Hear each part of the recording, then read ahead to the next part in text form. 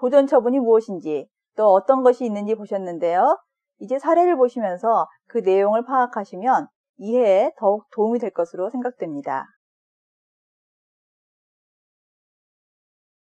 남편 갑은 53세로서 부동산 개발 사업을 하여 많은 돈을 벌었는데요. 경제적으로 어려움이 없어지면서 다른 여자와 외도를 하게 되었고, 이 때문에 아내 을과 자주 다툼을 벌여왔습니다. 최근에는 출장을 핑계로 외박하는 날이 점점 많아지고 있습니다. 한편 아내 을은 52세로서 젊은 시절부터 남편을 도와서 함께 부동산 관련 일을 해왔으나 최근 남편 갑이 젊은 여자와 외도를 하자 심한 배신감을 느껴 남편과 이혼하기로 결심하였으며 실질적으로 자신이 기여한 재산에 대해 정당한 대가를 찾고 싶어 합니다. 그럼 아내 을과 친정언니 병의 대화를 들어보실까요? 언니, 나 요즘 잠이 안 와. 20년을 뒷바라지했더니 이제 도저히 못 참겠어요. 지난주에는 내 친구들에게 자기 애인이라며 웬 여자를 소개했다지 뭐예요? 아유, 내가 정말 창피스러워서. 그러게 이거사. 너무 순진하게만 살지 말라고 했잖아. 너도 이제 마음을 정리해라. 그리고 애들도 다행히 다 컸고 혼자서 생활할 수 있을 나이가 됐으니 그나마 다행이지 않니? 이혼하자고 했더니 벌써 집에 있던 서류들을 챙기더라고요. 아, 벌써? 아휴, 아무래도 내일은 변호사 사무실에 찾아가 봐야겠다.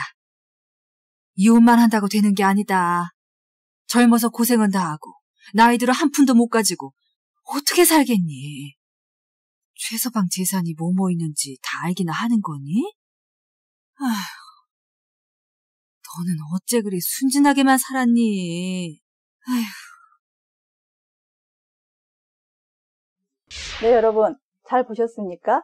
신 사례는 사업을 운영하는 남편을 상대로 이혼 소송을 제기하려는 아내의 경우입니다.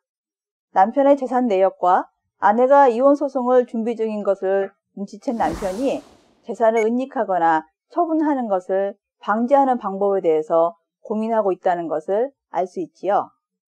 이미 여러분께서는 짐작하시겠지만 바로 이런 경우에 보존 처분이 필요한 겁니다. 남편 명의의 재산이 부동산도 있고 주식, 현금, 그리고 자동차도 있는 경우 이에 대한 보존 처분은 어떻게 해야 하는지를 살펴보도록 하겠습니다. 그런데 보존 처분을 하려면 법이 정한 일정한 요건이 있어야 합니다.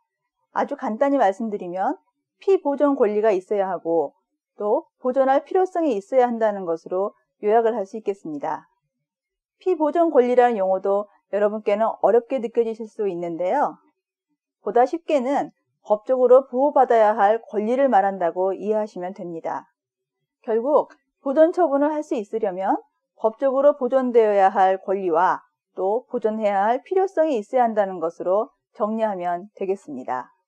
그러면 보존 처분을 하기 위한 요건과 종류 등을 알아보시면서 이 사례와 관련하여 아내가 취할 수 있는 보존 방법으로 무엇이 있는지 확인해 보도록 하겠습니다.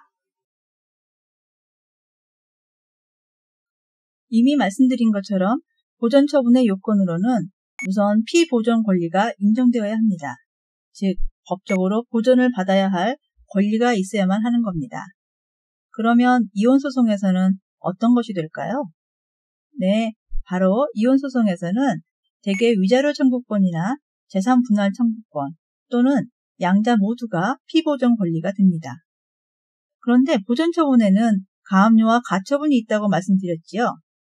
먼저 가압류의 피보존 권리에 대해서는 재산상의 청구권으로서 금전채권이나 금전채권으로 환산할 수 있는 채권, 청구권이 성립하여 있을 것, 강제집행에 적합한 권리일 것 등의 요건을 충족해야 합니다. 보통 이혼소송을 제기하면서 위자료나 재산 분할을 청구하는 경우 두 번째와 세 번째의 요건은 충족된 것으로 볼 수 있습니다. 다만 재산분할 청구를 할 때 부부 쌍방의 재산 중 원고의 몫이라고 주장하는 부분을 금전으로 환산해야만 첫 번째 요건을 충족할 수 있으며, 만일 시가 파악이 안 되거나 금전 이외의 재산을 원하여 권리의 일부나 전부의 이전을 원한다면 첫 번째 요건을 충족할 수 없기 때문에 가처분을 고려해야 합니다.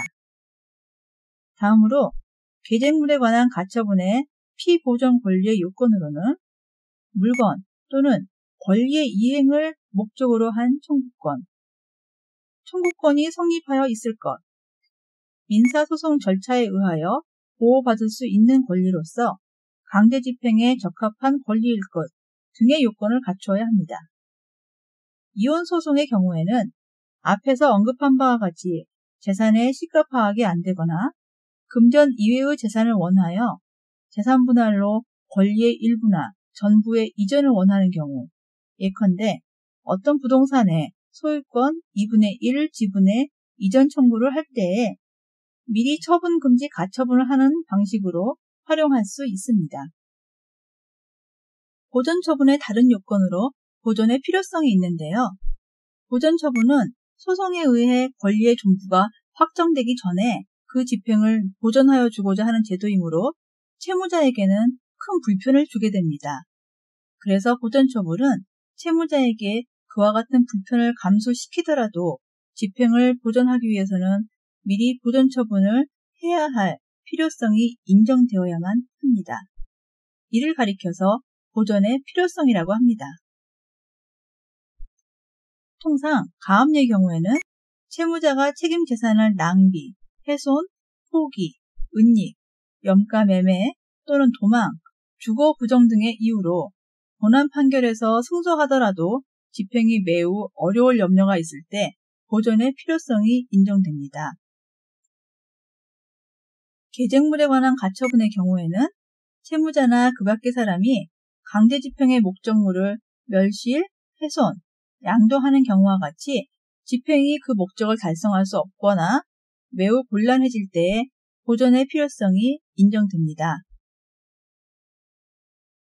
이혼을 원인으로 하는 위자료 청구권과 재산분할 청구권을 피보전 권리로 하여 가압류나 가처분을 신청하는 경우에는 보통 상대방이 순순히 응하지 않고 처분이나 담보를 설정하여 책임 재산을 감소시킬 염려가 있으므로 대체로 보전의 필요성이 인정되고 있습니다.